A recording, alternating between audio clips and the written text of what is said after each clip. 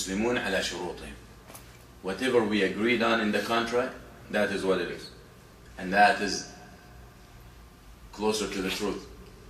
And that's what serves the intention. And that's what serves the goal. If someone is borrowing money because he needs to buy a car, to take his kids to school, to run his errand, to run his business, whatever, and he pays you in a year because that is what he's planning to save, and then you go to him after a month. I want my money. The only thing in front of him to do is to sell that car. And most probably he's going to sell it and lose it. Alright? So no. The right opinion is it's permissible. It's not the right of the lender to ask for his money right away or before the date agreed on in the contract. Meaning, when we say ta'jeel, meaning immediate.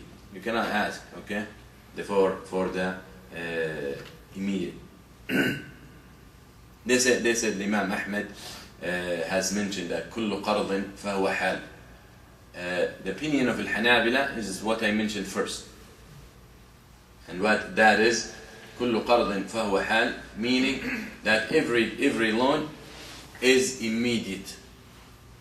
Meaning the lender has the right to ask for his money immediately, whenever he wants. And that is the opinion of Al-Hanabila, and the opinion of Jumhur is the other way. And Allah subhanahu wa ta'ala says, يا أيها الذين آمنوا إذا تداينتم بدين إلى أجل مسمى. Oh, you believe when you borrow or lend each other money, or you borrow money to a specific time, to a certain time, to a time that is later, agreed on. So Allah subhanahu wa ta'ala here makes it clear, إلى أجل مسمى, because this is the intention of borrowing. No one tells you, lend me money right now and I'll pay you in a minute. Alright? Okay? Usually he needs time to collect or to make some money. So إلى أجل مسمى, to a future date that is agreed on and mentioned. Alright? And that is a dalil. والمسلمون على شروطهم also.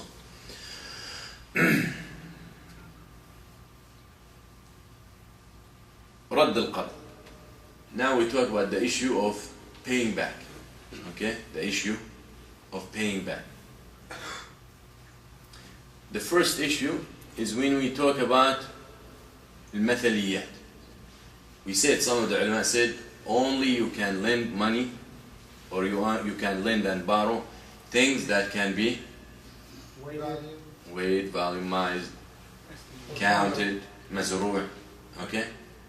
They said those are the only things. And we said the other opinion is more. But when we're talking about these things, you return them exact. Because it's possible. Again, giving the same examples. If I lend you a liter of milk, you return it to me a liter of milk. Okay?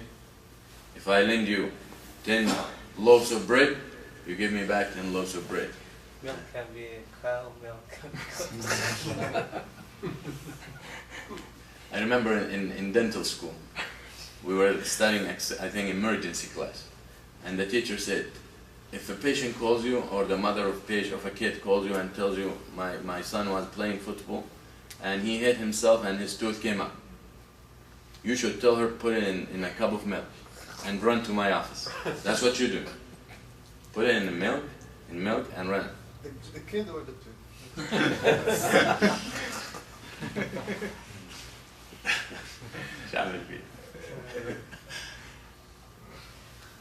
So student raises it. Is it skim milk? Half percentage or whatever? I really have no idea. I don't even drink milk. Alright? So he asked about it. So that's the same thing. The same. Because they're different prices, right? Right? Definitely. 1% and half percent. But I can tell you. You sell milk? No, but they're different prices. And if it's the one no hormone, that's twice the price. So you have to detail part of the contract. Alright. So when we talk about method or mithliyat, we're talking about returning the same thing. Okay? Returning the same thing. Now, I said counted. Someone maybe will ask, why he didn't talk about money? That's what people borrow. They borrow and they lend each other money. And we count money because money is different thing. Why? Because it has different value. Changes values. And we will talk about specifically by itself. Now, issue. Am I obligated? If I lend you something, am I obligated to take it back? Or I have the choice? What that means? There are some things someone will borrow from you and he will put into use. By the time he gives it back to you, it's not exactly what he gave you. So am I obligated to take it the way that it has become, or ask for the way it was when I gave it to him? Because now it's different value.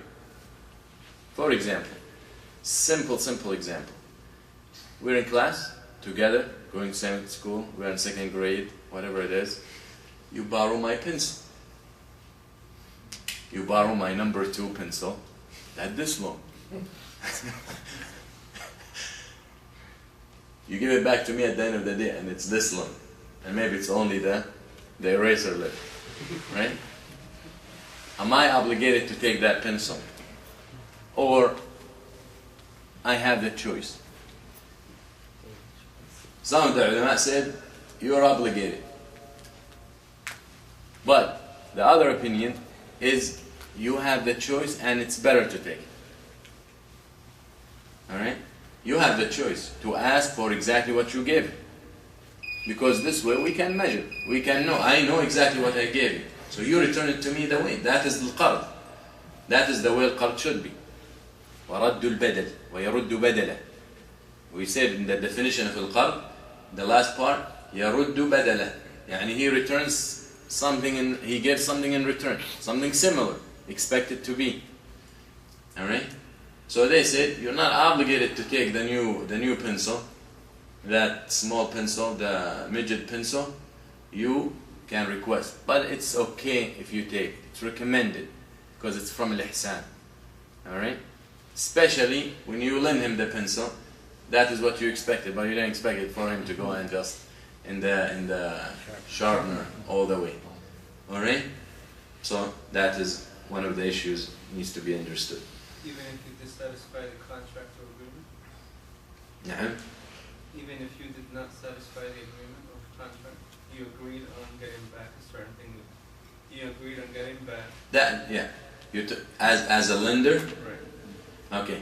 If we, for example, I lend you my pencil, and this is just a small example. Most probably when I lend you a pencil, we're not going to write a contract. But I lend you something bigger than a pencil, and we write in the contract, you return it the way it is. It's 20 centimeters and eraser that is full and all that. Right? This is just an example. When you bring it back, if it's less than that, me as a lender, I have the right to accept it and waive the difference, forgive you. And the other, it's a point that is we will have to talk about and discuss, and that is what today in some loans they call it what? Some loans they call it forgiveness policy, forgiveness part of the contract. If you pay me earlier, I forgive you a certain amount. You all heard about it, right? Right. And we will talk about that, where it stands in the Sharia. That is your question. Answer your question, inshallah. All right. Now, what's about money? Borrowing, lending money. When we talk about money, we talk about gold. You know how money used to be in gold and silver. Dinar is gold, dirham is silver, and then there are other coins from other stuff. Copper, iron, brass, whatever it is. Who knows what they used to call those?